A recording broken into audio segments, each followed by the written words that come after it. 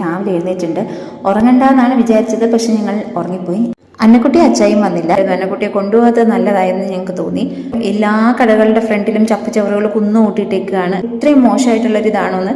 അത്രയും ഭാഗം മാത്രമാണ് ഇച്ചിരിയെങ്കിലും വൃത്തിയുള്ളൂ. ഞങ്ങൾ കയറിയില്ല, കാരണം അവിടെ നമുക്ക് കയറാവോ, ഇനി കയറിയില്ല, അവിടുത്തെ രീതികളൊന്നും അറിയാത്തത് ഞങ്ങൾ കയറി. 3 മണിക്കൂർ എടുത്തിട്ടാണ് കേട്ടോ ഞങ്ങൾ മധുര മീനാക്ഷി ടെമ്പിൾ തൊഴുതിറങ്ങിയത്. ഞങ്ങൾ ബാർഗെയിൻ ചെയ്യാൻ നിന്നില്ല, അങ്ങനെ നമുക്കത് തൊഴാൻ പറ്റി നന്നായിട്ട്.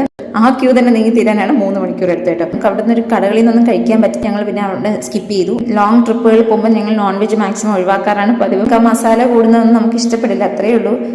അങ്ങനെ ഞങ്ങൾ നേരെ പാമ്പൻ പാലത്തിന്റെ അവിടെ എത്തി. പഴയ പാമ്പൻ പാലത്തിന്റെ അവശിഷ്ടങ്ങളൊക്കെ ആ വെള്ളത്തിൽ ഇപ്പോഴും കാണാം. ഭയങ്കര പേടി തോന്നും. നൈറ്റ് ഒട്ടും സേഫ് ആയിട്ട് നമുക്ക് ഫീൽ ചെയ്യില്ല. ഇച്ചിരി ചാറ്റൽ മഴ കൂടിയിട്ടുണ്ടായിരുന്നു. ഞങ്ങളുടെ വണ്ടിക്ക് കുറച്ച് ചെറിയ സ്റ്റാർട്ടിങ് ട്രബിളും അങ്ങനെയൊക്കെ വന്നു. ഒന്നും ഇല്ലായിരുന്നു. ഫുൾ ദീപാവലി സ്വീറ്റ്സ് ആയിരുന്നു എല്ലാ ബേക്കറി. ഫുൾ വീഡിയോയുടെ ലിങ്ക് ഞാൻ ഇവിടെ അറ്റാച്ച് ചെയ്ത് കൊടുത്തേക്കാം, എല്ലാവരും കാണണേ.